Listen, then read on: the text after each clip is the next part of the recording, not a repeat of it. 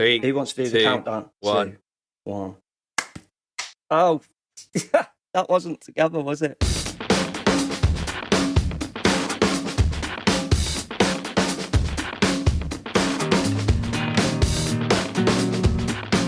Hello and welcome to episode 4 of the Chaz Palmer Williams podcast.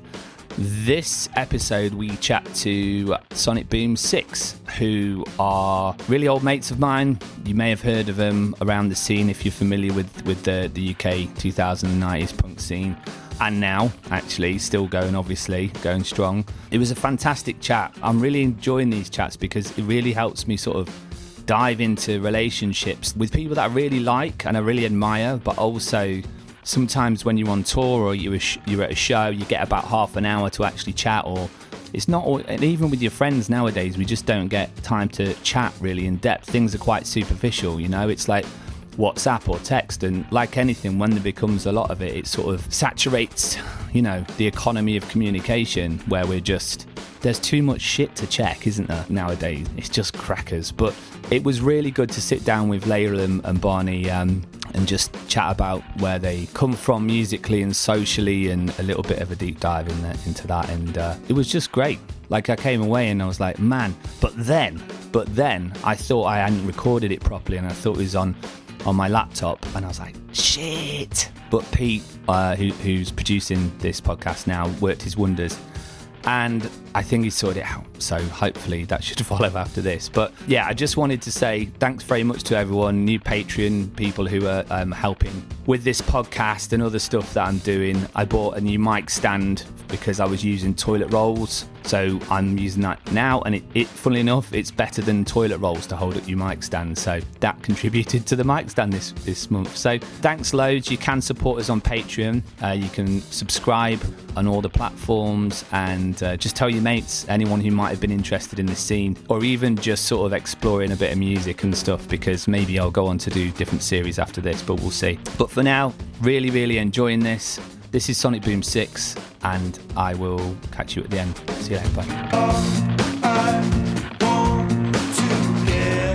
I've been waiting for months to do this intro. Like, I've had this in my head for months, okay? Are you ready?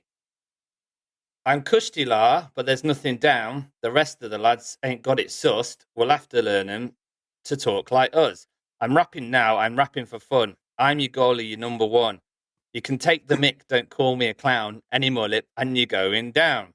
All right, Ace, we're great, me and you, but the other lads don't talk like we do. No, they don't talk like we do. Do, la. We'll have to learn them to talk proper. Hooray! Hold on. Excellent.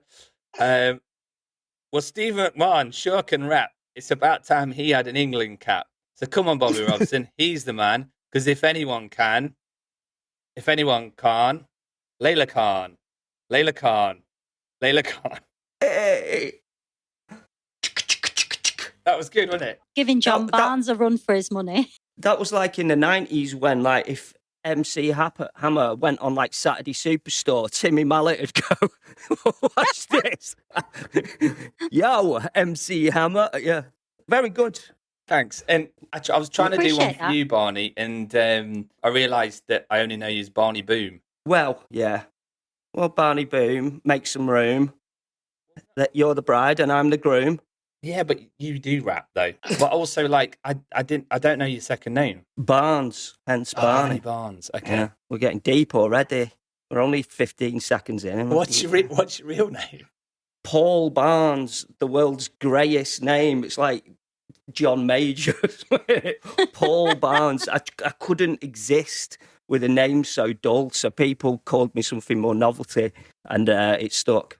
Oh my God. Okay. I think I probably did know that, but well, firstly, thanks very much for coming on. I don't know, I was just thinking, like, on the way up, it's really weird because I end up, like, talking to, you know, like, we did Pete, Matt, and who did we do last time? Lewis. Oh, Lou. I listened to all of them. Yeah, wicked. And it's really weird because I'm suddenly like, fucking hell, when was the last time that, you know, I actually sat down and talked like this with these people? And like, even on tour, when you're on tour, you're just like, well, I'm just like a zombie a lot of the time. I'm just knackered. Yeah. every now and then you'll end up in a situation where, whether it's after a gig or before a gig, you'll get in a deep conversation with a random person from a random other tour party, and then you'll kind of get to know a lot of stuff about each other. And then for the rest of the time, you're just like, yeah, mate, good set last night. Yeah, oh, I really enjoyed the third song. Yeah. Even when you go to a gig and a mate's playing, you go up and you're sort of like, how's the tour going? Yeah. Oh, what have you been up to? Yeah. Tour is fine. Again, like Partridge, it's when Lynn's, is it from the church group, dresses up as Bono, you know? And Yeah. Alan's like, how's the drummer? The drummer is fine. Yeah. Touring. Touring. I've started to get like a little buzz before I chat to everyone, and it's exciting. It's kind of like, oh, what's this new feeling, you know, of getting excited to chat with everyone. Hold on a minute, my window's open. I'm in my pants, so avert your eyes. Hold on. Oh, wow. Well, that's, to be honest, that's more covered up than half the time I've seen you, so. That's true. Yeah. I'm getting old and put my clothes on. Yeah, and I was like, oh, and then I was really sad because I won't speak to Matt again like that for like a long time. You know what I mean? Yeah. And almost like Lou as well, because like they're kind of off radar now a little bit, you know? They're quite keep to themselves and stuff. So, you know, it was weird feeling. I was just like, oh, but it was so nice to check in with them and have that conversation. So I'm excited about this. Yeah, no, it was great. I was thinking that because obviously I've kept in touch with Pete. I've stayed in touch with Matt a lot. So to check in with them, you know how it is now. It's like every couple of years or whatever. But before Pete went to Sweden, we saw him and we said goodbye and everything. But Lou, I mean, I've seen John from Captain Everything and spoke to him a few times, but I've not seen Lou since the days. Do you know what I mean? Like 2006 or something. And you go, wow, that's 19 years ago. And I was just listening to him. It's it's the same dude as he ever was. And it was great listening to you two. I never knew. I've played a few gigs with Captain Everything, but it was. It did occur to me, Jesus Christ, it's 19 years since I spoke to that guy. Yeah, and it's really weird because it's just like, it is the same person, you know. Yeah, there was elements of Lou like kind of softer, and you know you could tell he's you know been a dad and he's a teacher, and it was just like, I guess soft is not the right word, but no, content and happy. Yeah, exactly. That's been evasive, yeah, and you know, touring's hard. Like even now when I talk to people, oh, you know, we were doing nearly 300 shows a year, and we were all doing it, and then I was thinking, who's still around? Who's still doing this, and in the best possible way? And like you are doing a bit, you know, here and there, but then I was like, you guys, you're still doing it, which is fucking amazing, man. Yeah, Laila, do you want to speak on us still doing it? Yeah. Oh yeah, go sorry, Laila. Can you hear me? Yeah. Oh, I've got my sound. I've got my sound man. Tweaking some buttons. Ooh. What about the engineering? I just thought that, but I didn't know the word engineering. Roy So I didn't want to say it. Tweak your buttons. Yeah, still doing it. We never split up. Yeah, people always ask me, like, you know, how come you didn't split up? And I think we just never thought about splitting up because we're all mates. Like, we are actually, like, I've known Barney since I was 11, you know, and we're mates and we enjoy it. You know, there was no sort of like point, especially for me, when I was like, right, this isn't going to happen in the way that I thought it was going to happen. As in, I'm not going to make a living from it. I'm not going to be the next Gwen Stefani. Not that I wanted to be, but you know what I mean? There's that whole, for me, you know, coming from like a working class kid to be in a band, it was more about making it than actually enjoying being on stage and being able to make music, because I thought it'd be a way to not be poor anymore. as well as everything else. But as I've got older, I really appreciate that actually it's a way to be creative and it's a way to be with my mates. You know, we recorded a new album this year, and just being in the studio with everyone and recording, it was genuinely the first time I really enjoyed it, and I didn't care what anyone thought. and I didn't care what happens next. It was all these years of working so hard at, well, doing what we do and not splitting up. It's for me, it kind of came to that moment in January, February this year where I was like, you know what?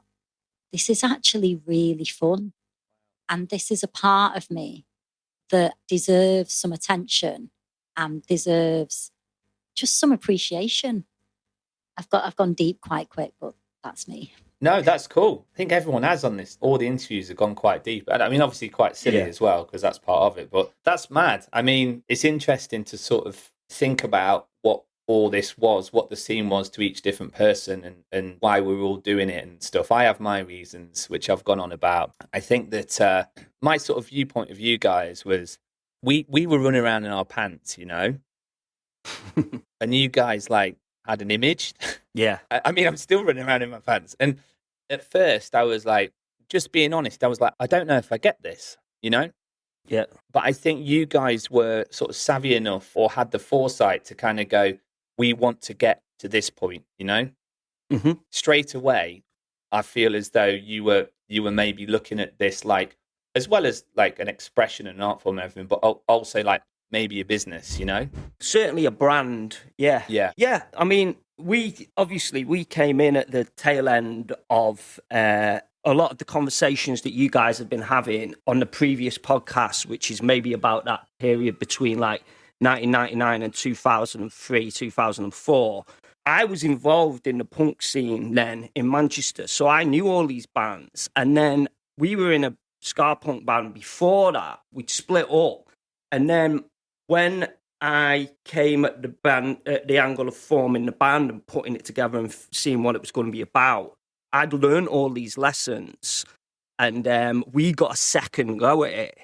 And from the beginning there, it wasn't just that, we had an idea of what we were and how we would put it across, which was everything we'd gleaned from the former band and gone, okay, here's how we can fit into what's going on now, aside all these other bands.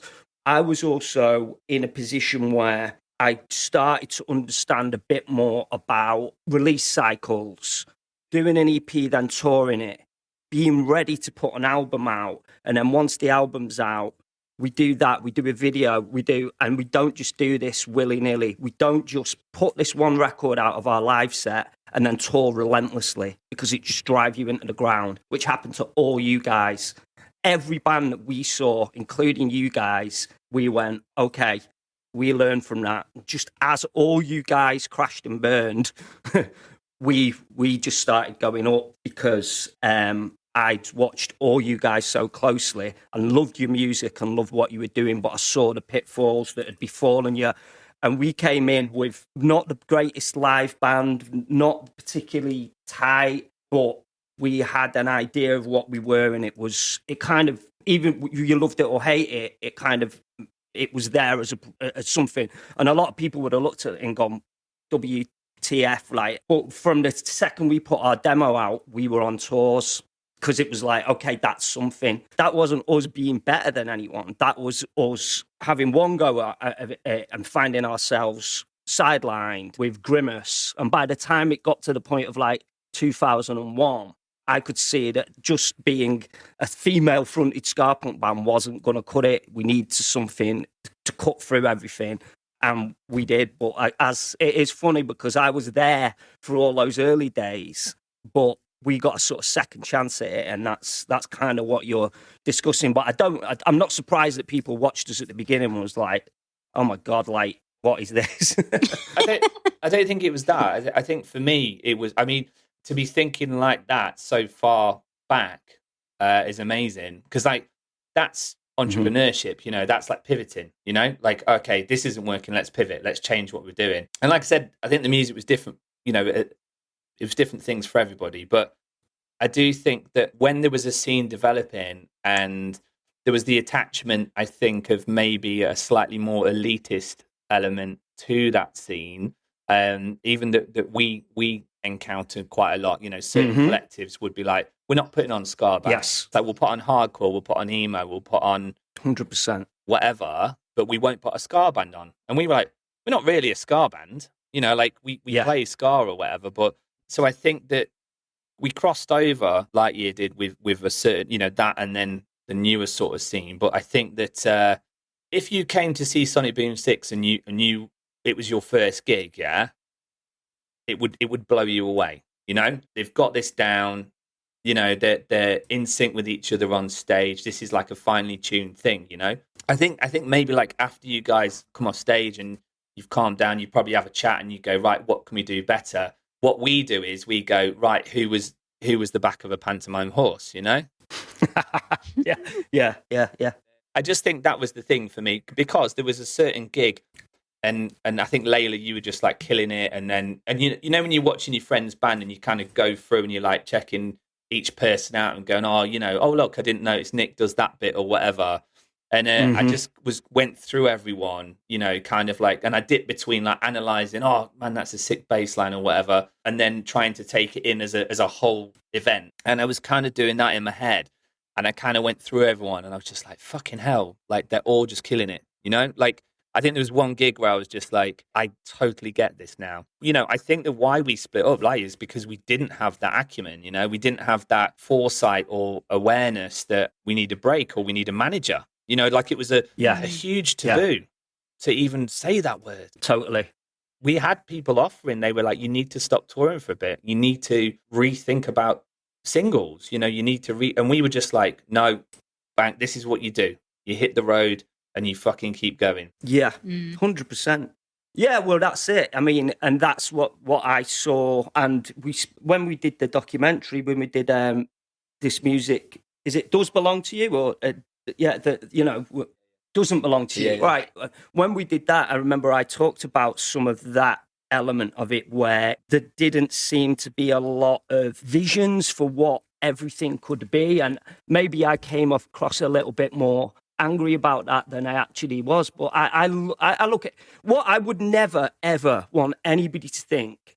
And I know that certain people might think this, but when we came up with Sonic Boom 6 and when we were doing these things that you're talking about, which is taking it seriously, me and Laila have gone into the studio with like Suicide Bid, and people have gone, oh my God, the way that you guys discuss music, discuss the rhythms, it seems very, very professional, whatever. But we didn't get it. I wasn't looking at it and going, okay, we're going to start a punk band in this scene that's popping off, and then we're going to jump out of it being a massive band. No.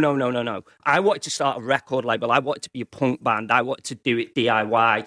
I believed in all that. But what I didn't believe in, not to get judgmental about it, but like you said, there was the more elitist side of the scene who might have been, oh no, they're, you know, Sonic Boom 6 are more akin with Whitmore than they are like No Comply or whatever, or certain promoters that wouldn't put us on, or all that stuff that we suffered a lot. We suffered a lot.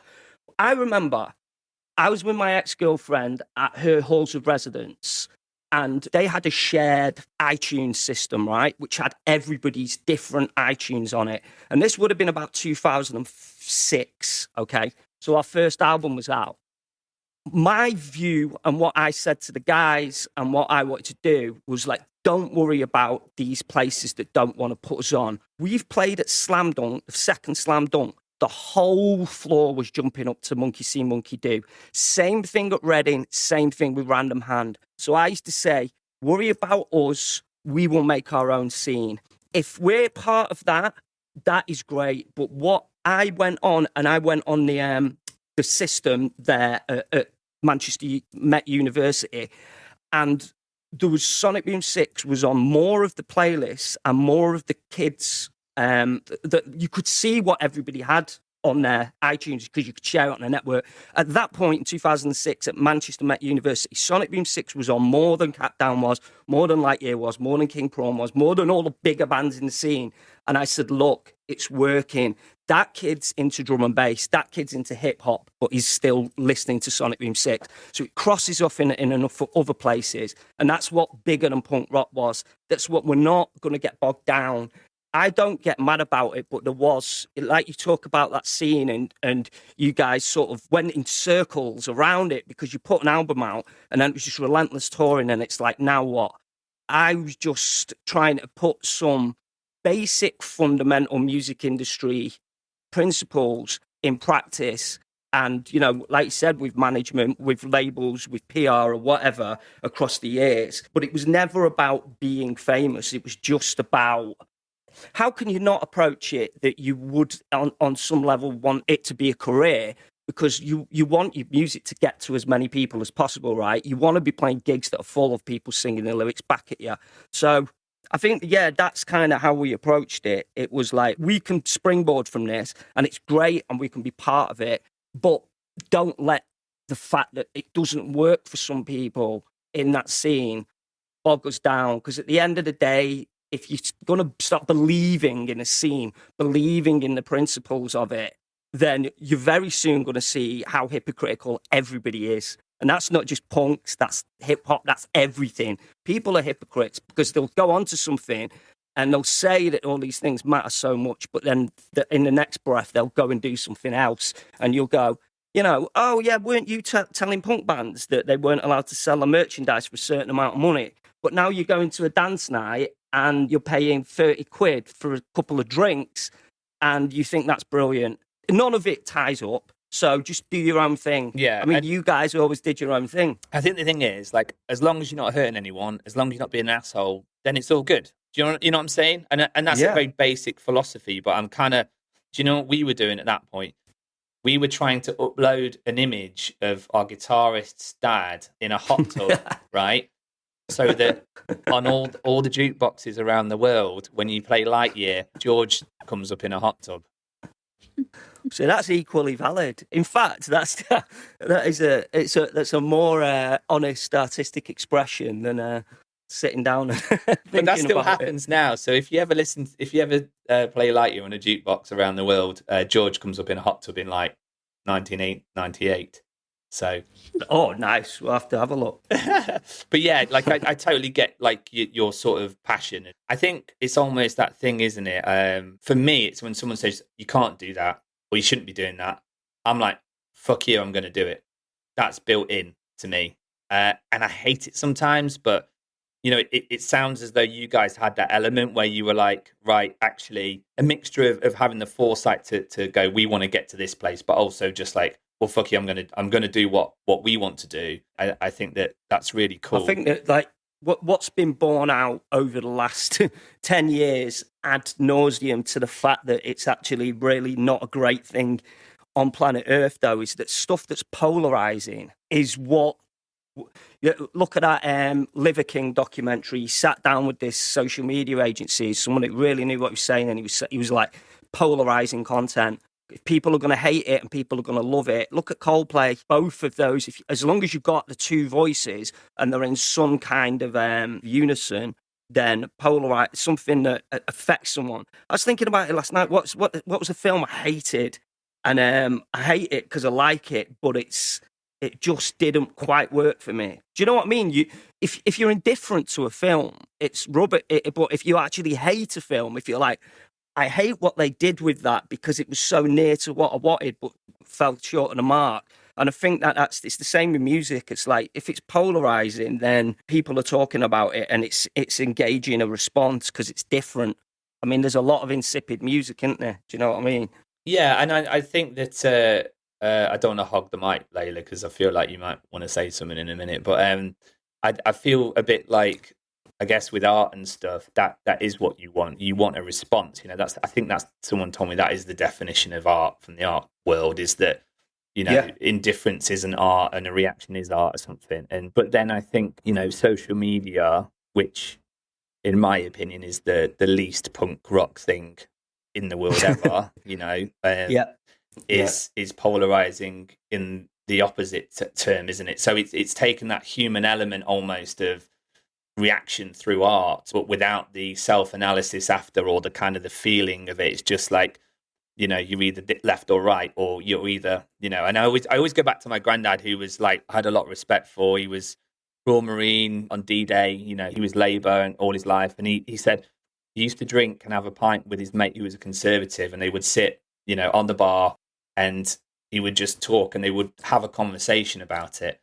And I think that element is getting so much harder nowadays. And it's really weird because I'm genuinely scared about talking about this right now, because my family's American. I found out I've got a half sister over there. I want to go over there, right? I want to go see my sister, my dad. I've not seen him for 10 years. And I'm scared to actually express how I feel about Palestine, how I feel about reform, how I feel about these things, because it can be monitored, you know, and even in a podcast, this could be monitored through AI. You know, they could go, right, we're gonna, and I'm sure they are, you know, so, and then you have to delete your social accounts, and and you're just like, fucking hell, this is censorship. You know, this is absolutely censorship through fear. So I think that, you know, but then it's hard to have a conversation with these people who have this stance, because, you know, it's so crazy that the right will suddenly have this unified stance on everything.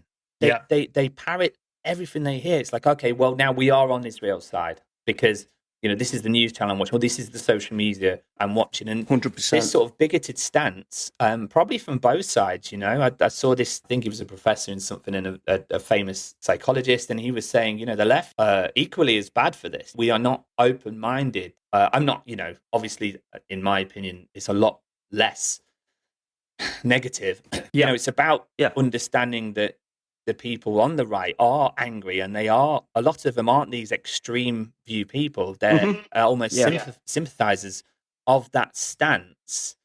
And we as the left are not showing any empathy towards this. And we are just fitting in our polarized box. And it's impossible though sometimes, because you try and have these conversations and you're just like, well, here's a fact. Well, how do you know it's a fact? Well, it's a peer-reviewed, you know, fact-check thing. But who's checking the facts? It's like, okay, go and burn the books now. Yeah. Adolf's back. Yeah. Do you know what I'm saying? Not to be a twat, but like, that's what it feels like to me at the moment. And I'm trying to reconnect with people, you know? The middle ground is, as far as social media discourse, the middle ground is gone. So you only get the thin edge of the wedge of both sides, and you have to, realign how you see it. This is part of your job, right? Yeah. I mean, I work in social media, so I am on. I mean, you've seen the fall of Facebook from being a place where friends talk to each other to almost exclusively a place where strangers argue. It's like, that's all it is. And you've got these bad faith actors who literally, goes back to what I was just saying about polarizing content, even the likes of Vice, where they will post something and they know that it's going to get a purely negative reaction. Ostensibly, they're making a statement on, say, in favour of socialism or in favour of transgender rights or sex worker rights, and they will post that knowing full well that the vast majority of comments are going to be a kickback against it. And they do that, and they seem to have no scruples about the damage that is caused. But like the other day, I was in Slovenia. I got in a taxi on my own. The guy was a weirdo anyway, so he's driving me around. But then he was like, so what's it like in the UK? And I was like, yeah, it's all right. It's expensive like anywhere else. And he went, civil war, eh? And then I was like, what? And then we just carried on driving for a bit. And then he was like, me and you, we work hard, man. But you come over in a dinghy, they give you a free house, free iPhone, free car, right? In the UK. I was just like, I don't know about that, mate. I'm not going to start going, well, no, actually. But it's like, how does that information disseminate to him? Because that it's one thing your boomer granddad saying it. It's a whole other thing, that caricature, that distortion, that biased perspective of how we live life in the UK at the moment. There's a civil war. I don't see it particularly any worse than it was 20 years ago. I just see Twitter defining what it is in London. I'll tell you what, I lived in London for 12 years. I had to come home to go to a party in Manchester. Got off at Piccadilly on a Saturday night at like 10:30. No, it was like 9. I was like, whoa, I forgot about this.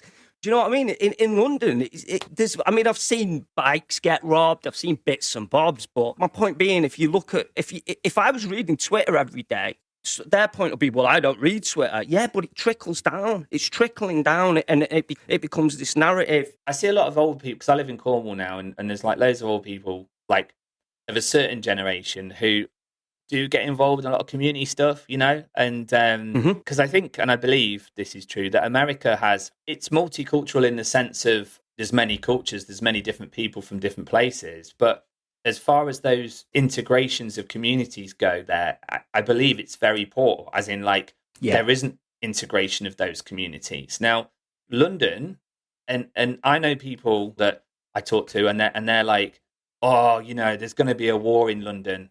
There's not going to be a war. You know, like everyone is just getting on, because, you know, to a point that like any other city, but like the communities are integrated in England. Obviously, not all the time. It's better, I believe, integration in communities in England than it is in other countries. Now, I'm not saying there isn't low integration in certain areas, whatever, but there is integration, and you can't pull that apart easily. You know, in my opinion, you know, I've got a very good friend who's Somalian. It's like if they were like, right, all Somalians now leave the country. I'm in the streets. I'm fighting for fucking real. You know, like I'm not saying this to be like woo. And I don't see him. You know, he's moved away. He's with kids in Bristol, whatever. Absolute legend of a guy. That's why I'm in the streets. That's why I'm fucking protesting, because of that. So I'm just trying to take a positive angle sometimes. You know what I mean? Because it can feel so negative. But just to jump away from that. Just back to Laila, like you just said about coming from a working class family and stuff like that. I sort of chatted with Matt about this, and I was quite interested to find that Matt, part of his life was what he considers, you know, working class, and part of my life is what I consider working class. But then I got thinking about it, because what's interesting is there's a certain generation who were working class that tried to get out of it and then didn't like to be called working class. Do you know what I mean? So they'll be like, yeah, you know, I remember now, like my gran and granddad and stuff, that we're not working class. It's like, well, granddad, you know, you worked in an ICI chemical factory in Widnes, like, you know, after the war sort of thing. And grandma, white collar, you grafted, and I remember you didn't have loads of money, and then they did really well, but we're not working class. You know, it's like, well, you live on an estate, you work in a chemical factory, and I've got like, you know, a bit of pride with that, you know, and there was times where me and my mum were poor, and she couldn't afford to feed us and stuff, and we lived on an estate in Pebble Dash House, you know, and so I'm kind of proud that we did that and came out of it. What was your background with that? Very growing up with no money, and also, you know, Pakistani parents. So there was that. I basically had to choose: do I just pretend to be white and sort of try and have an easy life and fit in, which didn't really work, or am I brown and female as well? You know, the experience is completely different. And being the oldest child, you know, so for me, I was brought up in Moss Side in Manchester, which was really rough in the 80s and the 90s. I mean, that's quite notorious, you know, as in, maybe notorious isn't the right thing, but if people listening in other countries, which we do have a lot of now, which is cool. Moss Side in the 80s, I guess, was classed as tough as... Yeah, it was the most notorious place in the UK for crime. I didn't really want to say that, but I think I was trying to think then, as actually it really had a stigma attached in it and stuff, so... Yeah, until the mid-90s, Well, because, I mean, my brother saw someone get shot when he was 9 years old. So, you know, it was very real. And my dad had shops in the market in Moss Side. And then he went bankrupt, and then we were just going from council house to council house within the Old Trafford area. And so, because where I went to school with Barney, no one was rich. You know, we live in Old Trafford, Stretford, so it didn't seem like anyone else had any more money. It was nice because I could go to Barney's and have my tea there, and his mum and dad are amazing. You know, they proper took me. How old were you? When did you first meet? Very quickly. So we met when we were 11, but then I pretty much lived at Barney's from the age of 14 to 19. Yeah. Mm-hmm. I pretty much lived there. His mum and dad fed me. They looked after me when I got my first job. His mum bought me like clothes, like proper clothes to wear to my first job, or like a job interview. So like, you know, I was very, very, very fortunate to have them. So I wasn't really home much. And then after that, I moved in with my uncle. It was just it was normal to not have much. And that's why, you know, for me, my story is very different from Barney's. For me, being in a band meant escaping that. You know what I mean? It meant escaping, not having to go home and not knowing what was going to be, because it was not a nice environment to be in at all.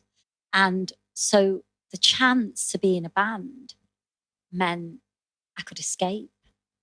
To be in a van with your mates at a young age, knowing that for 6 weeks you don't have to go home, you don't have to think about what's going on at home. It was incredible. But then I look back at it, there's a lot of trauma, growing up in that kind of environment with that kind of stigma. And then also I went to uni, and I went to Manchester Uni. But that's when I realised, because I thought everyone was like us or like the Queen. Like I didn't know there was this middle bit. And my first day at Manchester Uni, no one sounded like me. No one looked like me. I had like Corn t-shirt on and baggy jeans or whatever. And then no one worked, and the parents paid for, and I'm not putting it down. If I had a kid, I'm sure I'd do the same for them. No one worked. Everyone had a new mobile phone. No one had to pay for the rent. And I remember this girl like saying to me, she's like, Layla, I don't understand. How can you be at uni and have a job? Never mind 2 jobs. And I really do think I've always had anger issues from a very, very early age. I remember at the age of 7 threatening to break another 7-year-old's legs. And I just always remember being fueled by this anger. But it was at uni where it really, like, that's when I started getting into fights and stuff. Well, no, it was before that. But I was driven by this anger that, why do you get to have what I don't? And I really struggled to make any female friends, especially if you were female and you said that you had tea around the table with your mum and dad, you were dead. Like, there was just something where I was so sad that I never got that. And that's why I loved staying at Barney's, because they all had their tea together, and it was safe. It was such a safe, lovely place to be. And they all argue, but they argue and then go, right, who wants a cup of tea? Like to me, it's just like, if you argue, you get punched. Like, you don't just argue and get away with it. Like, I read this thing about that for kids, it's not about being in an environment that there is no arguments. It is essential for them to be in an environment where there's arguments, but then people make up, apparently. Yeah. Mm-hmm. Yeah. Because otherwise it's sort of left, it simmers, doesn't it? And as a child, that's really confusing. And then as an adult, you grow up to be a complete people pleaser, or you explode. And I didn't realise, all those times where I would just explode with this rage. It's because I didn't have the tools to be able to communicate what I'm feeling. And I can be the same now. The other day I was like washing up, and Nick said something, my husband, and I don't get it as much now because I do a lot of work on myself. But this rage, it just came from the pit of my stomach and it went up my cheeks. And I'm brown, so you can't often see when I'm blushing. And my cheeks were on fire. But I've got tools now. So I was like, I'm just going to take a minute. And I went into the bedroom because I have to be aware of it and spot it now. It all comes from your childhood, doesn't it? And what you don't have, what you want, and what you need. Yeah. I mean, that's amazing that you've, come so far and learned those tools. And there's nothing like learning how to have an argument and get over it than sitting in a box for 4 hours a day, metal box with your mates, It was so interesting what you were both talking about, going back to that polarization. If I don't work on me, and don't get me wrong, it's privilege, isn't it? It's privilege that I can have a therapist. It's privilege as in I've got the money to do it. And I'm not saying, everybody should get a therapist. I don't even know if I necessarily believe that. But what you said was really interesting about community. So I'm part of a recovery community. And one of the traditions is you don't bring politics or outside, anything to do with outside. You don't bring it into the group, because you're there because you've got a desire to stop drinking, taking drugs, or a desire to help others, or you want to stop drinking and taking drugs. And within that word community is the word unity. And that tradition of no outside issues or politics coming into that space, honestly, is such a sacred space. No religion, no politics. We don't care what you think. You either want to stop drinking and want to stop drinking, or you don't. It's that simple. It's so simple. And what that means is all this stuff that's going on that I can't control, I can be in a space where I can actually help others in the community also be helped by them. And what that does, that equips me, and that's free. I don't have to pay for that. I don't have to do anything except turn up with an open mind and a desire to never want to drink or take drugs again. And what that does is it means I can deal with life. I don't have to be triggered by stuff on social media. I'm not saying I don't get triggered. Of course I do. I'm a human being. But I have a purpose in life, and I work with a lot of alcoholic women, and, a lot of them are so hyper-focused on things that are negative in this world, horrible things, kids being blown up, laws being passed, that hundreds of years of women's rights just being completely decimated. And I always have to say to them, I'm like, right, in this present moment, what can you do about that? That specific issue, what can you do? Well, I don't know, nothing right now. And I'm like, okay, but what you can do is speak to that woman over there that is clearly struggling. She comes to this meeting. She doesn't know her ass from her elbow. She's scared. Like, what did you feel like when you first came to a meeting? And then you see people talking to each other, and suddenly those problems are still there, those outside issues. But the compassion and the love that we've got within us gets focused. You leave the meeting and you're like, whoa, my purpose today is to be a better person and live a better life. There's so much shit going on in the world that stops me from doing that. And so I've got to focus on the community around me, and also like being a better friend, being a better band member, being a better sister, being a better daughter. If I focus on that stuff, the bigger stuff that I've got no control over, it has less power over me. It's still happening and it still breaks my heart, but it doesn't completely paralyze me from living the life that I've got the potential to live. That's amazing.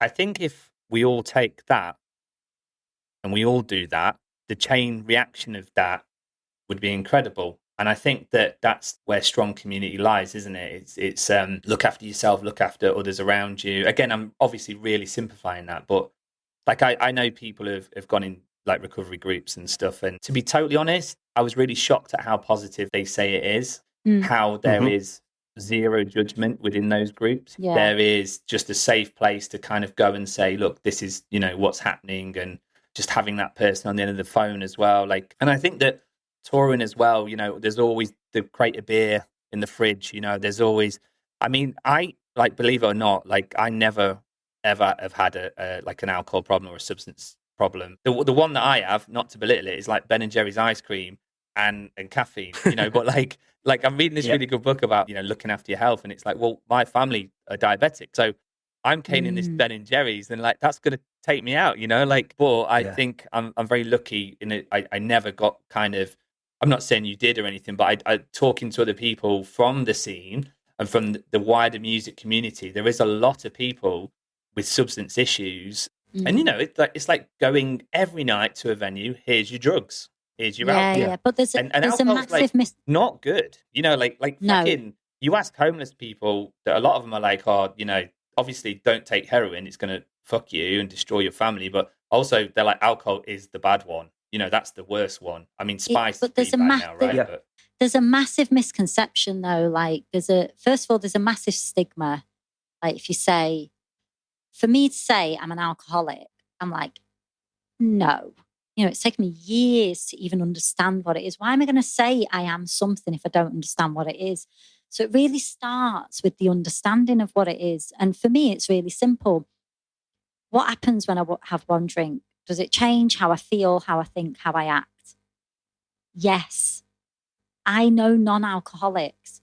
They can take it or leave it. Can I take it or leave it? No. Am I thinking about not drinking when I'm not drinking? Yes. You know what I mean? I'm not anymore, because thank God, I've got a program and I've got a community. am I thinking about not drinking when I'm not drinking? Like, who'd have thought that that's an alcoholic? I'm like, no, I'm only an alcoholic when I'm drinking. And luckily, I've got people around me that have got years more experience than me. I don't know. So are you an alcoholic? Yes. Okay. Yeah.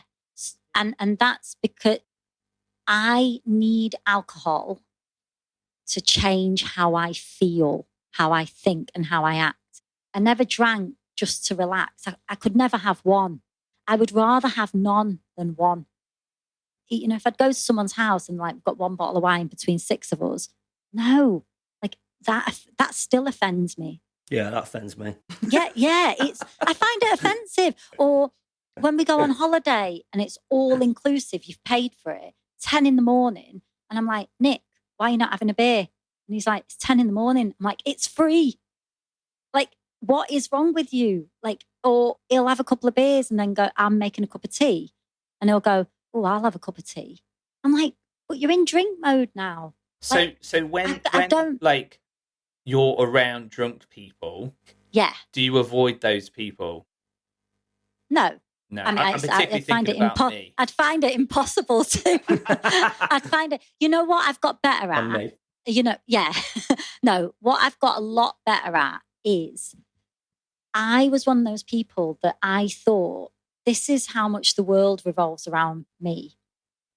I would think if it gets to a point in the night where everyone's getting on my tits and I really want to go home, well, I can't go home because nobody wants me to. I'm the best bit of this night. If I go home, everyone's going to think I'm boring. And I used to have this fear of missing out. And that's why I lent into drugs, because I'm like, well, I need to stay out till 4 a.m. What are these absolute strangers going to think of me if I say bye at midnight? Whereas now it can get to 10 p.m. If someone's getting on my nerves, I'm like, I'm going, bye. But I didn't have those tools to be able to just, I remember one of Barney's exes actually, and I really admired her because she'd get to a certain point and she'd go, yeah, this is boring now. See ya. She said that to me as well. Yeah. That's the last thing she said to you. Yeah. but I remember like slagging her off and going, oh, she's so boring. Like, why would you want to leave at this time? Like, I don't understand that, blah, blah, blah. And it's because I wanted to. The only way I can deal with someone doing something that I want to, but I haven't got the guts or the tools to deal with it, is by turning on them. It's like mad. But yeah, definitely alcoholic, drug addict, because it isn't how much you drink, it's what happens when you have one. And the utter inability to leave it alone. Even after 9.5 years, I didn't drink. I was doing a lot of drugs. After that 9.5 years, I remember going to bed one night and going, oh, you know what? Next time I get on it, I'm just going to have a couple of shots of Jägermeister and I'll be able to sleep. That insidious thought after 9.5 years of not drinking was back. I didn't even know any of this. This only sort of came into my consciousness 2 years ago, and I've been in recovery for 4.5 years. Wow. It's a hell of a drink, now. It is a hell of a drink. Yeah, if you're gonna break your edge, do it with a little nice cold Jaeger. I drank a load of Jaeger bombs and got married dressed as a clown in Nevada. And There we go. Wow. yeah, and then was married for like 20 years to my friend Rachel, who we weren't going out with, and got a divorce about a year or two ago. So, yeah, stuff the Jaeger. Jaeger. So let's hear it for Jaeger. And that's Thank God why we for like Jaeger. ska music. Yeah. Thanks for putting that out there, because I think that because I know for me it was mixing alcohol with ADHD and basically just going fucking bonkers, climbing up scaffolding, driving the van through closed gates like the A-Team, all and loads of other stuff. And it was like brilliant. I had a whale of a time, but there's definitely times where and I'm not saying this is worse later or anything. Do you know what I mean? I'm not saying I have the struggles and challenges that you have and have or whatever, but I'm just kind of saying, I think now I get older, I do stop and kind of go, because my thing would be like, okay, do a shot at like 11 p.m. after drinking. I will probably keep going till 6 a.m. I probably won't even, not taking drugs, not, potentially not drinking, but I'm still going to go. I'm going to find that party. that is 2 miles away, and I'm going to walk there and I'm going to out party everyone, and I'm going to pretend, I remember at some point I like pulled the knives out of the drawer and I was pretending to be something I'd seen off a film, and I was running around this party. Freddy Krueger. Yeah, yeah. And yeah, I mean, fucking hell. And then there was that one with you guys, wasn't there? Oh no, I can't even go into that. I got a knife out of a drawer in a party and pretended to like lose it, and then oh god, it was terrible. And people were laughing, but like there's an element of like losing control. But it's also for you that I found it's that playing the giddy goat, like you and Barney. I do it to a certain extent, but I can't. Women don't get away with it as much for some reason. If I just got a load of knives out and playing the giddy goat, I think people would just be like, she needs sectioning. You know what I mean? Like, yeah, totally. But when it's lads, it's sort of like a little bit more, I don't know, society's like, oh, he's just playing the clown and he's just, Yeah, I can relate because like I do know somebody who does that, and it's that thing, isn't it? Oh, he's energetic. Well, she's neurotic. Or totally. Totally. He's friendly and personable. She's a flirt. Totally. And I had he's assertive. She's bossy. But it's true. It's true, isn't it? I get out a load of knives at 6 a.m. You get out a load of knives, and the way that's perceived and received is completely different. But yeah, with you and Barney, actually, there is that element of putting on a show and wanting to make people laugh. Suffering for our art, entertaining our audience. Yeah. I think there's that. Like, I mean, and I definitely relate to that. Like, I think that, there is that sort of buzz of whatever it is, I think that, I don't know, for me, it was like, again, it's just really deep rooted in when I was a kid and, bullied really badly and like abused, not sexually, but physically burnt and electrocuted and all this stuff, not going to go into it, but some real nasty bastards. And I think just wanting to be liked and totally, I guess just being a little boy, wanting to be liked by people. I guess that's what it is. A psychologist would probably say that's what it is. You're still looking for that confirmation. And if you can get that instantly from people you don't know on the spot, and I think maybe that is why I ended up fronting a band. I was getting that. People were clapping, and also I was singing about my problems to them. It's like free therapy. Yeah. It's addictive. People talk about, especially for people in bands, there's that sort of. I think like Freddie Mercury mentioned it. Like there's like a hole in the soul, and it comes from trauma. It comes from like just being born is traumatic. Like when I work with people and they go, no, I've not had any trauma. Everybody thinks like trauma is getting beaten up by your mum and dad and not having any attention, which believe me, it is. But also just life. Life is traumatic. Like when you're a kid. What do you do for a job at the moment? I work for a music industry charity called Music Support, and they help people in the music industry who are struggling with their mental health. They provide therapy and services. And so I'm around a lot of people in the music industry that all want to get better. Yeah. Because the music industry it's not evil. That's what I always think. The music industry for me, it's amazing, isn't it? Like we all know how much fun it is, how exhilarating it is, but also it's lonely and it's tiring. And there's a lot of people struggling. So when I often think about, like, did I choose music or did music choose me? Yeah. And I find that really interesting because me choosing music meant that I could get in a van and crack open a beer at 11 a.m. Yeah. It meant that I could travel the world and go, I have to have one of these shots because when am I going to be in Slovenia again? All that stuff. And also being a front person, that hole in the soul. There's nothing like being on stage. Yeah. Like for me, and this is me being completely honest, singing, I probably enjoy it 50%. Yeah. Writing, 40%. Yeah. Being in the studio, 30%. Being on stage, being the boss on stage, like the main person on stage, more than 100%. Yeah. I love it. Yeah. Like I hate it as well. Equal parts love and hate. My favourite thing is playing a festival when no one knows who you are. You come on, instantly you can see people judging you and like, what the fuck is this? And, you know, because we are a weird band, you know, we are. And then sort of like 3 songs in, and I'm like, oh, I'm going to get you all. I am going to get all of you. You know, when I've played acoustic and stuff, it's very different. When you have a microphone, your job is to win them over, right? You know, like you're yeah. and I think, It's the you know, best. Barney, you know this as well, because you do both, right? So you jump out and move around, don't you, from fronting to playing. But I find like when you have an instrument, you don't always get away from that. And some, you know, musicians are like, oh God, I feel exposed without a guitar. I feel exposed with a guitar. Same here. Yeah. And it to have that element of freedom and the connection, and you're looking and you hit that sort of, not nirvana state, but you hit that state where you're not doing what you're doing. You're in the gig, you know. You're not so consciously good. thinking at all. So and good. you're going, there's that kid from, you know, 10 shows ago who was fucking miserable, and now they're happy, and I recognize you, you know.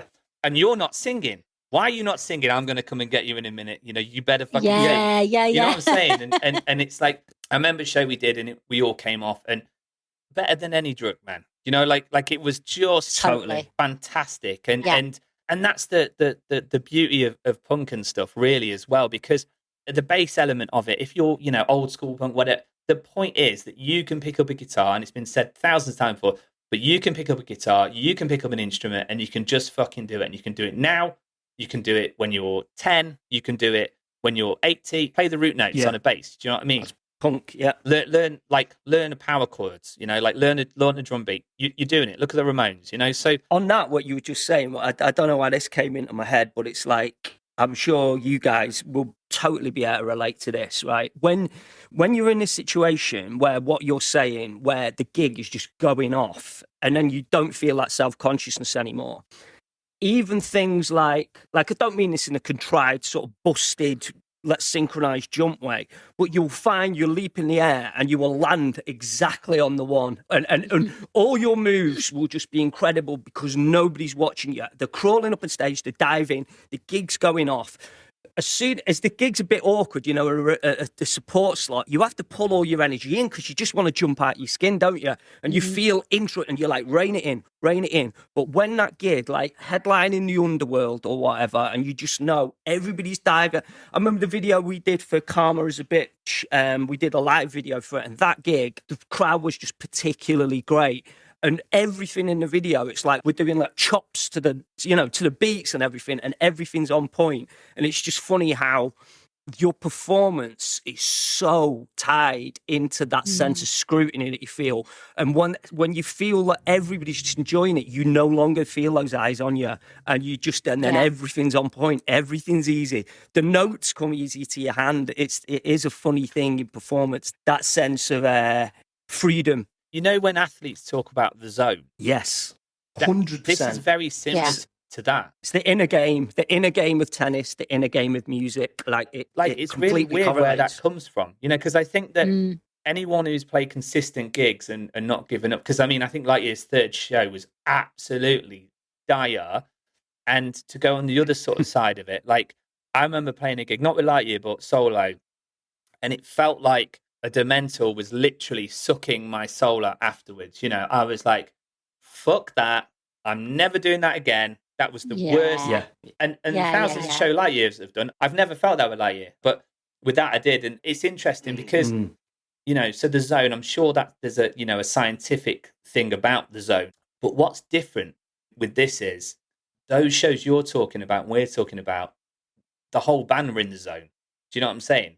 There's some where you're in the zone and you come off and you're like, okay, yeah, I know I fucking killed that. You know, like that was dope. That was so good. You do have ones where you enjoy it and then the rest of the band hate it. I had one of them recently. I was like, yeah! And everyone's like, and then everyone's like, I had loads of shit go wrong. And you're just like, I don't give a shit. Boomtown the year before last, I really enjoyed it. And then it came off and everyone was like, oh my God, that was a drag. No, but you're right. Sometimes you're all in sync and it's just, you can't argue with it. It's just going off and it's wonder brilliant. Where that comes from. I heard a really interesting thing yesterday. I was on a meeting with someone and we were talking about Amy Winehouse and this girl that I was on a meeting with was good friends with Amy and grew up with her. And she was saying her belief system is that Amy's demise came when they took the guitar away from her on stage.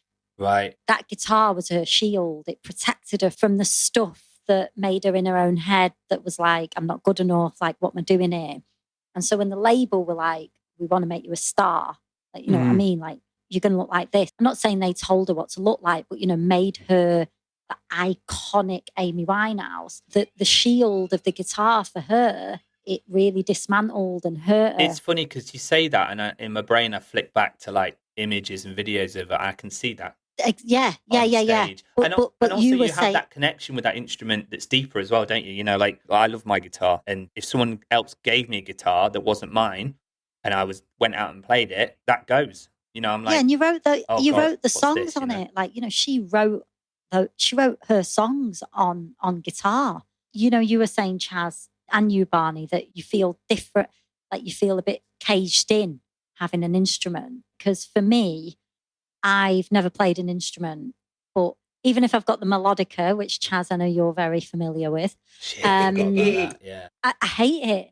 I hate not having my, like, even when we do acoustic stuff or when we're recording, like, I can't not move. It's like to feel caged in. So what you were both saying about when you have the guitar, you feel a little bit like, I would feel exactly the same. Yeah. But for some people, it is there. You know, Matt Reynolds, I remember having this conversation with him, like, you know, that for him, that's like his thing. You know what I mean? It gives him that power to just do what he does. Like it's just a plus so interesting. broadsword. Yeah. I mean, that's it. It is an extension of him. He's like, I've played with some great guitarists, but he's the best guitarist I've ever played with. In terms of just compatibility with like what I was doing. I mean, Ben's a brilliant guitarist, and you know, Nick and James are great guitarists, but he was somewhere else. What was funny about that though? Your first episode was with Pete, so then you had Lewis, then you had Matt.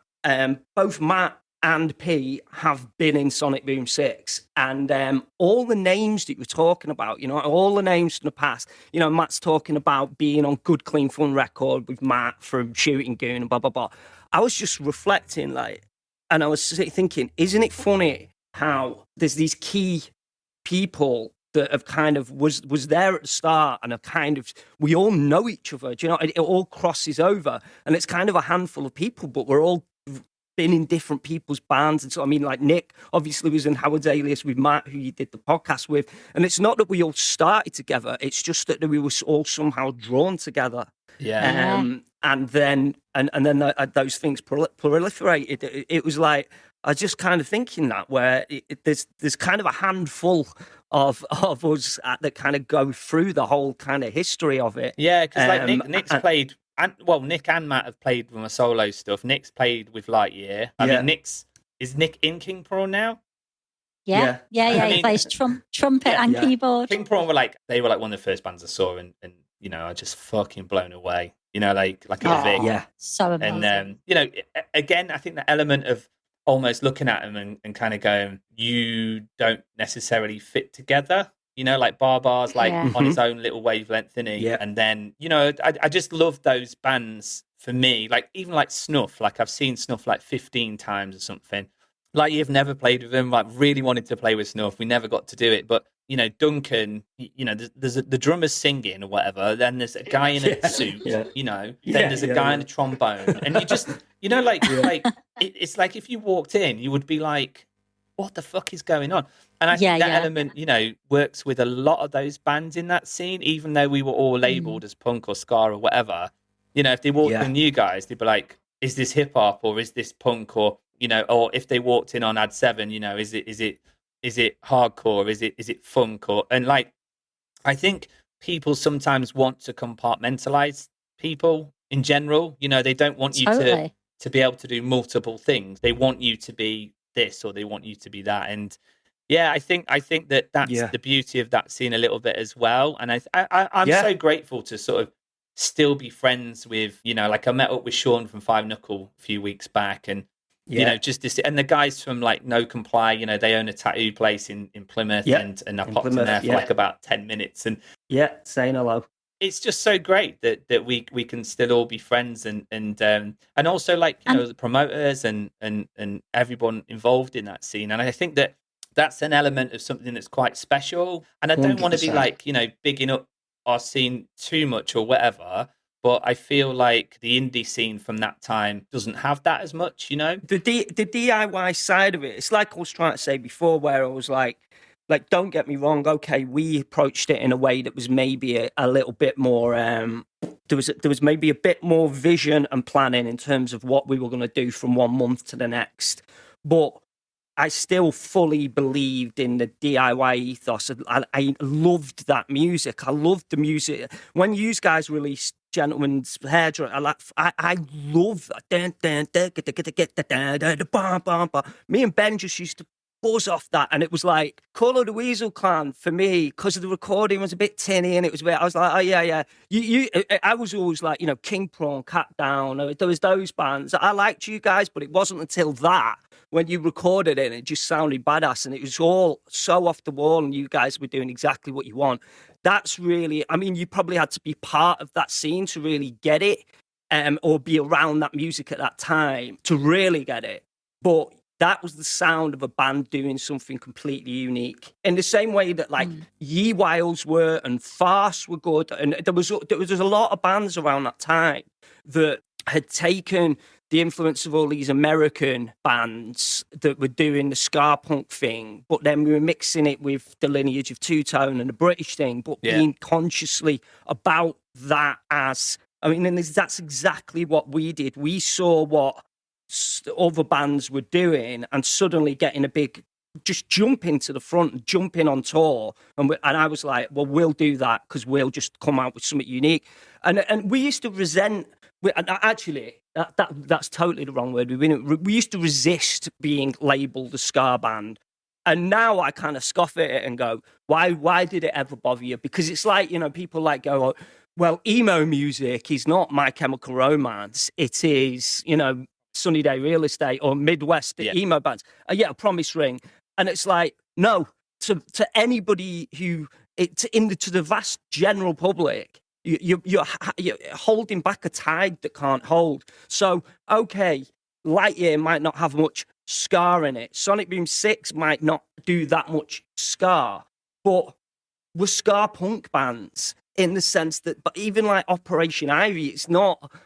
Or the Specials, even when you listen to the 60s Jamaican ska, it's a particular thing, and it's like that's ska music. So what we're doing is in a lineage of that. So if they want to call us ska punk bands, that's fine. But we were like, no, we are hip hop, reggae, hardcore, or whatever. And then I saw other bands doing it, and I was like, no, that's so goofy, trying to avoid the word ska. So then we call ourselves a punk band, to be fair. And then people will prod into that and go, well, how can a punk band be playing a hip hop song or whatever? And then it's a talking point, but I just call myself a punk band. But if people want to describe us as a ska punk band, that no longer bristles me at all, because we are. And I'm neither proud of that nor ashamed of that. It is what it is. That scene became known as the ska punk scene. But I think there's an element of like true punk with ska punk, because you can't give a shit if you're in a ska punk band. Because exactly, you're never going to be as cool as like Turnstile or something. Yes, who are sick, who are cool, who are brilliant. But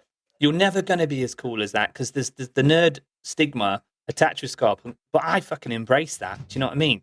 100%. And then you see that a lot of the guys, even now, if you go to play a gig at the New Cross Inn, a lot of those guys are in their late 30s, 40s, even 50s, and they're still true to the sound of that, and they love it, and they probably don't even think about all these other things. It's just they like Real Big Fish and Less Than Jake. Let's jog on the spot. And it's like there's a purity to that does cut through the noise of all the nonsense. It's again exactly what I was talking about before, where we were like, okay, there's been a lot of negativity that we've been through. Maybe it's the working class thing, maybe it's the northern thing, maybe it's just sometimes we got in people's faces, but we provoked a reaction. And there was a lot of negativity about us from different places, whether it was the kids or whether it was people stirring shit online, getting me in trouble. And I could look back and go, okay, there's certain things I could have done differently. But what I always came back to, and I was involved with different scenes when I was in uni, whether it's hip hop or drum and bass and being around nights. I came back to punk because where there was that element of like Bomber B for putting gigs on in Manchester and all the kids enjoying it, I like that. I can focus on that. We can focus on that. We can build from that. And we don't have to listen to the negativity, because this is what means a lot to me about this scene. And this ultimately is what means a lot to me about punk music. I think, Barney, so I believe, so we've had a few questions from a few people and stuff. So a chap called Richard Taylor, he asked about Punktastic and, you know, how that had an effect. So I think that he was maybe saying that you were involved with Punktastic, or you might have posted on those sites and stuff. Yeah. And I think that element of what you're all saying, and I consider you guys to be way more part of the scene than that we were involved in than, and I know you feel as though you weren't, and I get why that is, but maybe some of that came from like reading the comments and reading, you know, the internet. Like we didn't have that, and I don't feel as though you weren't part of that scene. I can understand the elite nature of that scene. That would be like I was lucky because then I didn't fucking read that shit, you know. Like if someone had reviewed Lightyear, I was like, I do not give a shit, you know. I don't care. Yeah, I think we were absolutely part of it, and even before Sonic Boom 6, I was part of it. We were putting on gigs. I mean, I don't mean it to sound like we weren't part of that. What I meant was there was an element of we came to it later. We were on Moonscar, which was maybe associated with some bands where there was this schism of where some kids found themselves and something. I just felt we were comfortable to straddle it, and where the chips fell. But the scene was great, and playing with you guys, playing with Howard's Alias, playing with RX Bandits, playing with the Suicide Machines, all those at that time, we were knee deep in it. And when we presented ourselves live, that was where we were. I just feel that I think we came to it a little bit later, because our first EP came out in 2003. I think that's basically when Lightyear ended. Was when our first EP came out. That's kind of what I mean, where... I understand that. I just think from, I don't know, maybe your peer group, you know, I think that you're very well respected from, you know, your peer group and other bands like that, you know, so... We always got on with the other bands. We were always welcome with the other bands. Yeah, I don't mean it to sound like... and it's just that sometimes there was situations where we had to be philosophical about where we found ourselves and look beyond it, rather than being too interested. I think what it is maybe around those years where you started, that element of the vocal negative minority was a thing coming into play. Whereas, you know, the thousands of people that you and I'm talking from my own experience now on like nowadays, the people with the loudest voices and what you see online tends to be what I click onto. You know, I latch onto that in my brain. I'm like, okay, that's you know, that negative side is, you know, oh God, what can I, you know, it could be a million people saying that was sick. There could be one person going, whatever. And I think maybe around that time, you guys were sort of dealing with that as well. But what I'm going to do, I'm going to speed up because I know you've got to go, Laila, and my kids are going crazy. So just very quick as well. So from Jake Lawrence, you know, you guys were on Moonscar and Deck Cheese. And then I suppose like going on to Hidden Talent with that, you were a little bit of a curveball on that. How did you find being on Hidden Talent, the agency that is for the UK and in Europe? Recently, Ian Armstrong, who runs Hidden Talent, has got back in touch, and we've been having some good conversations. But for me, Ian and Hidden Talent facilitated us being able to do as many gigs as we did. He booked our tours, and also I kind of owe it to Ian for helping me to meet my husband, Nick. Oh, because nice. I remember really quickly, Barney told me to go to a gig with him to watch a band called Dessa. I think I'd just split up with my boyfriend at the time. And he was like, oh, you should come and watch this band Dessa, like you'd really fancy the drummer. And so I did. And yeah, the drummer was all right. But I remember meeting Nick from Howard's Alias and going, oh no, like that is the guy for me. And then I actually remember emailing Ian Armstrong and saying, can you sort out for us to go on tour with Howard's Alias? Like this is the level of my thinking. Like not even worked. about it worked. Well, we did 6 weeks. We did that 3-way dance tour. It was us, Howard's Alias and Freaks Union. And so I had 6 weeks to win him over. And yeah, it did work. But no, like, joking aside, I think at the time, I don't think there is a band that wasn't booked by Hidden Talent at some point. And I really do think Ian was that glue.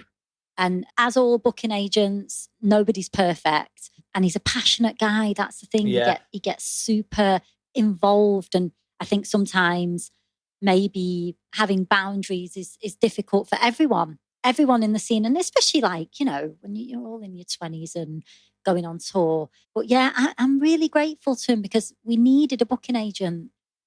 Doing those 300 gigs a year, it made us, we can not rehearse now and play. And we're pretty good. Yeah. There's no way we could do that if we hadn't done all those gigs. And a lot of it, that is down to Ian. I think there's elements, you could go, well, the career paths of, he could have worked with other agents and stuff. But, was that a thing? Did he want to do it? Probably not. He was a punk agent and, and he is. And yeah, I've always said before, he's very Marmite. Some people love Ian. I love Ian. I would really like to get him on here. I did have a boxing match with him outside Trillions once in York with gloves on. I found a photo of it the other day, and that was amazing. Yeah, it's because we didn't get the Green Day tour and we thought we had, so we ended up going to see the Skywalkers at Trillions, and I got drunk and had a boxing match with Armstrong. So I think he resorted to wrestling. I think because he loves wrestling. Oh, he did. Yeah, so I think I think he probably won. All right, great. That's that one. Thank you. So. Sadie Q, favourite venues? Well, it's funny, I said before, didn't I, the Underworld. Just in the spirit of Lightyear, the Skywalkers, any of those bands, it was Camden Underworld was the ultimate venue, wasn't it? So recently I found a video of us in 2006. It was Adequate 7, us, I think it was Pickle Dick opening. We found the full video recorded by, I think it was Punk Rock Vids at the time. I found a DVD of it, he sent it me. And you can see that there. That's 2006. Adequate 7 are headlining. And that is, you see that. That is the scene. It's still there in 2006. Do you know what I mean? Everything we're talking about, everything we came from, it is very much still there. It's the same faces in the crowd. And the Underworld was just, when it was good, it's just got that kind of, the stage where it's very easy to stage dive on and the weird angle and you can see everyone in the room as well, That is Laila. Armstrong up in there at the side of the stage. But on that little balcony bit where it's pretty much on the stage. Yeah.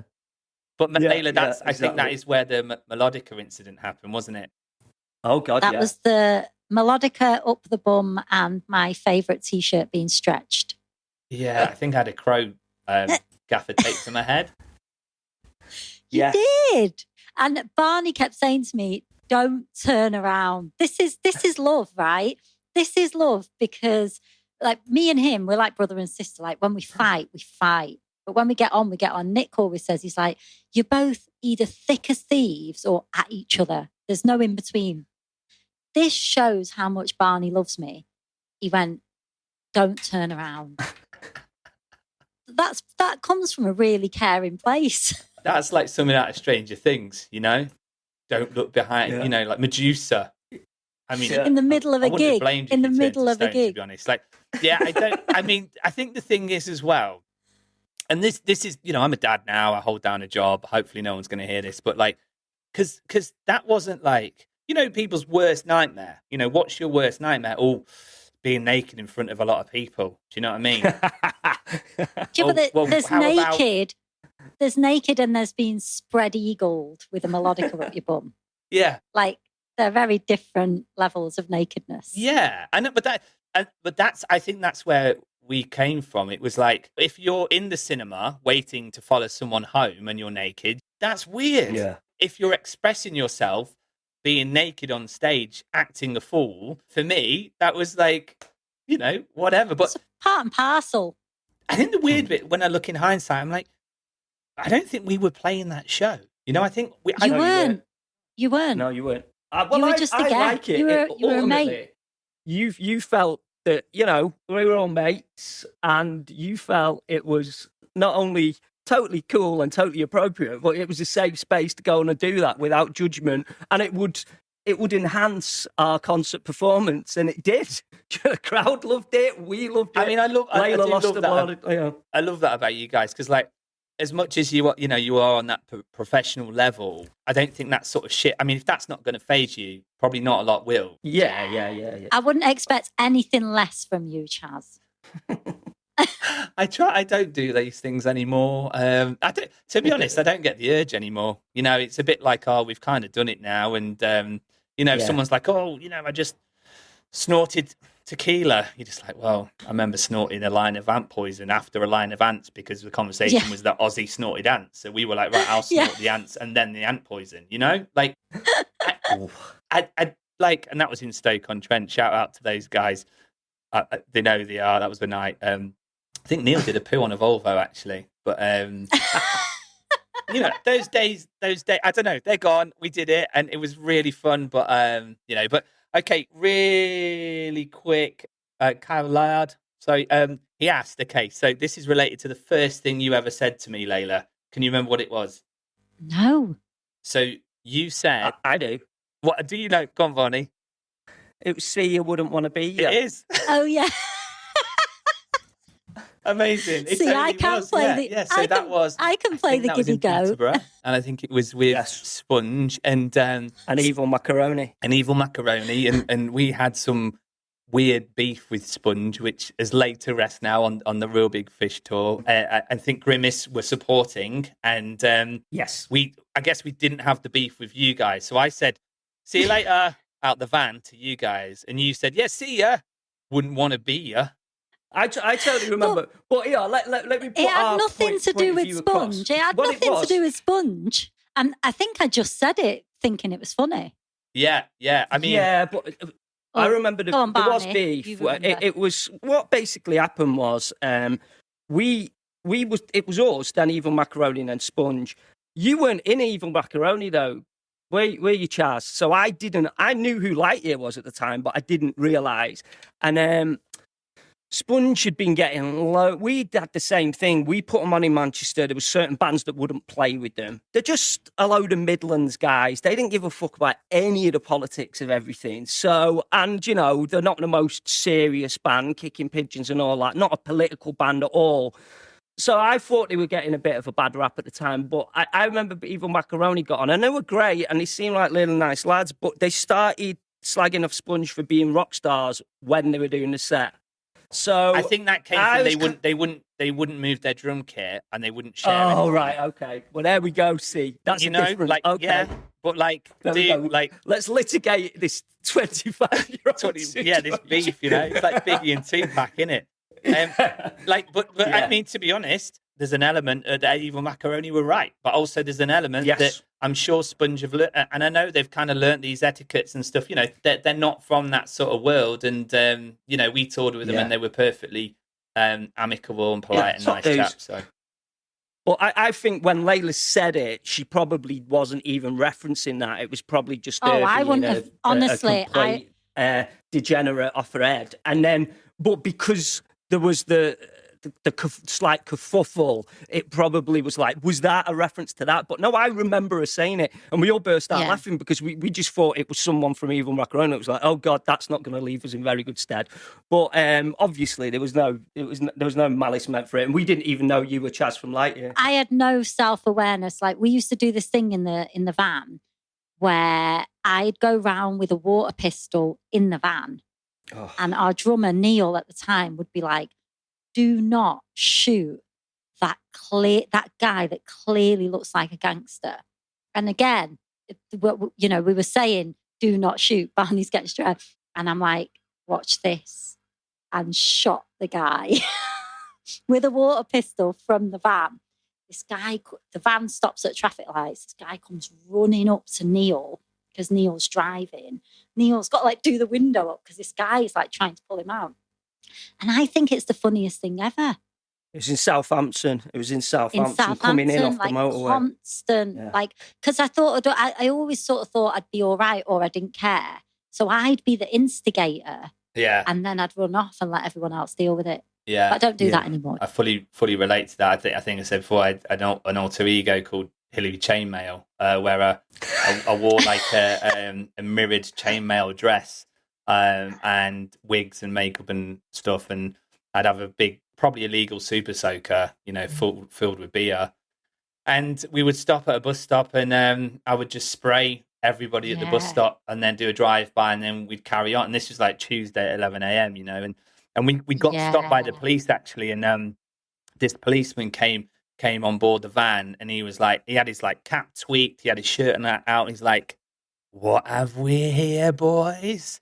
What's going on?" And like just like looked at me, and he's like, "It's all funny, isn't it? Especially if you're a little bit stoned." And like looked at me, and I don't know what, but we got away with it. He was just like, "Yeah, whatever. You got no weed, you know, off you go." And yeah, I think that's the element again. I finish up soon, but like I think just when you do go away and you're on tour, the rules aren't there. Like, okay, we can go in this supermarket, we can do what the fuck we want, you know. I think that's the element, some of the more negative kind of side. You know, that thing of what happens on tour stays on tour. Well, that's bullshit, you know. You don't hurt anyone properly, you don't whatever, but you can get away with some glorious mischief, you know. Oh, yeah. 100%. Like you just reminded me out with the water gun. We used to go tsunami time. Like, what an idiot. It's almost like, I suppose, cabin fever type thing, isn't it? You know, when you're in the van as well, and you know, you get bored, and you're like, right, I'm gonna, you know, I remember our friend Little John doing a poo out the window, you know, and like it was like he was putting his bum out. Brutal. And it was like, you know, that's disgusting. Yeah, I guess. You would have loved that, Barney. Maybe you didn't get that bored, but pooed in a pizza box, but never out the window. There you go, Barney. You could have been in light. That was the initiation, you know. Do you know the bass line? No. Can you put in a beat box? Yeah, you're in. So Steve Moonshine, Metalworks guy, has said, so Steve, I follow him on Instagram, he does amazing knives and like handles, and he's fucking brilliant. He said you stayed in Yeovil in his parents' farm ages ago, and you talked about veganism like years and years ago. And can you remember it? Yeah, I remember staying in a farm in Yeovil. Yeah. Yeah, and I remember I had a shower and there was a spider and you had to get it, Barney. Yes. There we go. Amazing. Yeah, it's funny, these little memories and stuff. Yeah, I have these key memories and stuff, and but yeah, all right. Well, that was that for him because he's a dude. Okay, and then you know, so that was like, will there be a Grimace reunion from Kyle? No, I didn't think so. Sonic Boom 6 is Grimace, like it's just another version of it. Yeah. Okay, amazing. I've just had an idea. I was like, you know, eventually this podcast, I'm going to like run out of people to have, but I think I'm just going to go on again and you know, maybe a year or two down the line we have another chat, because I've really enjoyed this, and it's like I think there's so much more we can sort of talk about, and let's do it again sometime. One thing can I say, right? Yeah. I feel like in all the podcasts and a lot of stuff that we've done recently, there's been a lot of exactly as you were saying before, there's been a lot of soul searching on what we consider the left, the socialist side of politics, and there's been a lot of maybe compassion burnout from a lot of people, and maybe we're in a position where we're reflecting on how appallingly the people who want to cancel everyone, the people, how the left can act. But I want to make it clear and make no bones about it. It's like we are appalled by the rise of the far right in the UK. We are consumed with how awful what Netanyahu's regime is doing in Palestine, and the world being an accessory to it, and all those that's going on. The erosion of rights in the name of freedom of speech in America. I think that those things are appalling, but it's almost because it's all got so bad that, as we were talking about before, we have to find ways to detach ourselves and stay positive, because if we actually stewed in the juice of that reality, then I would be useless. Do you know what I mean? So it's not a case of going, we have the privilege to not care about it. It's a case of going, maybe there's some mistakes we've made on our side, and maybe there's a better way. But these things, first and foremost, we want to make it known that reform rising in the UK and what's going on in Palestine, we are appalled by, but we've not stood on stage and shouted our fist and got people chanting it. And maybe that's on us, and that maybe that's something we need to think about at the moment. But certainly we've always talked through our lyrics, and we've never been ones to shout slogans on stage. And I just wanted to address that, because I feel like it's a bit overdue, because just inertia and you know, the way that these conversations go, a lot of the time it feels like I come across as very centrist, but that's not how I feel. Yeah, Laila? I was going to say, you know, Barney, he writes songs. He's always written songs. You know, he writes all the lyrics. He's always written songs about what's going on in the world. And so to stand up on stage and reiterate what's in the lyrics if you're there to see a Sonic Boom 6 gig. No, I'm really glad you said that, Barney. I think we had it easy back in the day because we would all stand on stage and every night, I'd be like, this is an anti-racist, anti-sexist, anti-homophobic song. But there was very, very small repercussions. It wasn't like, when the specials around or whatever and there'd be people fucking throwing glasses. And we had that. We had skinheads throwing bottles at us in Eastern Germany. We had those times, but there's serious repercussions now for artists to go on stage and do that. We've seen it with Bob Vylan. We've seen it with Kneecap. Exactly. They're going on stage and they're doing it and they're saying those things. Now, we shouldn't turn on people who are saying or doing something, like we should turn on the people who are doing absolutely nothing. Mm-hmm. That's the thing, I think. And I know what you're saying, Barney. It's like I said, it can affect my travel to America. It can affect my job. And I'm truly scared, now to, I have children. Like, I have to pay for my children's food. If my job goes, then my family, but then what are my children growing up in? What society are they growing up in? So, I've been pondering this recently and it's very, very difficult. But like Laila said, there's shouting something out, but there's also a lyric in a song, which you guys do great. You have great lyrics and that one line, this is why people have lyrics tattooed, this is why I have them tattooed, because that one line struck more of a chord than anyone shouting it out on stage. There's that whisper in your ear and then there's the megaphone, and I think both have their place. And this isn't a cop out, this isn't a cop out at all, because I believe exactly the same as you, and I don't think anyone can't really. And if you do, I think you are a product of propaganda. I think that's what that is. It's huge now, and on both sides it is. But I think there's verified evidence of starvation, and I follow a skateboard group in Palestine, and you can't say this is a political Instagram account to boost Hamas. This is skateboarders trying to skateboard and eat. Yes, man. Like you can't teach skateboarders to be propaganda. And then you could go, well, maybe they're just skaters trying to get skateboards and eat.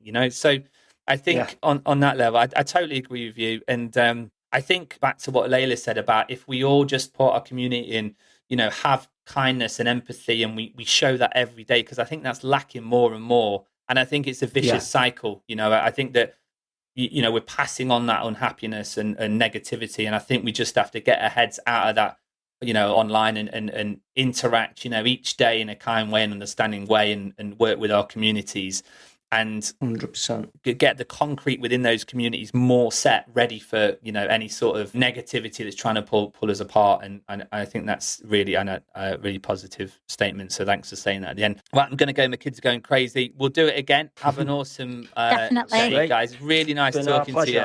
Nice Thanks, one, Chaz. All right. See you. Wouldn't want to be here. The spinning ball, the turning wheel, to find some life now.